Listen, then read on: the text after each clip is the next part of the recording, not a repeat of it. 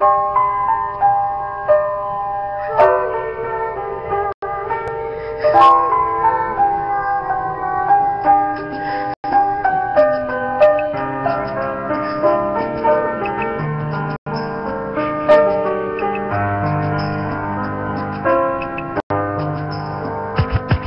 was 3 years old nang ikaw ay na-meet. Napahanga ako sa taglay mong bait. Ikaw ang guest ko sa tuwing birthday, pati sa room ko. Ikaw ang display, di ka na nawala sa alaala. Ikaw lang talaga ang walang kagaya. Ikaw ang gusto ng mga friends ko, at di ko alam pati parents ko. Ano ba ang meron ka na wala sa iba, at napapangiti pag nakita ka na sa mga poster at maging sa TV.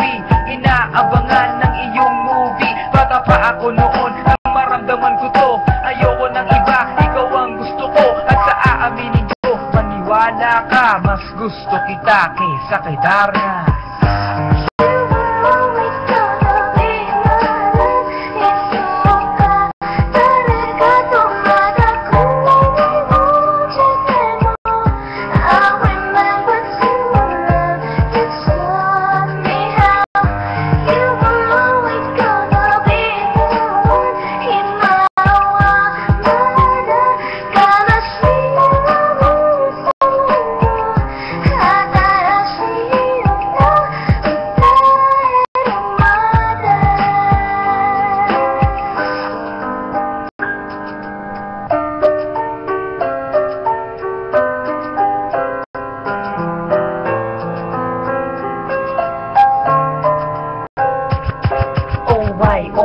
Bakit ganito? Gusto ko ikaw lang nasa tabi ko. Mga poster mo at mga magazine sa buhay ko, hindi kita kayang alisin. So pati sa cellphone at mga gamit, ikaw ang nakalagay sa aking bedsheet. Ako ay nalungkot nang ika'y nawala.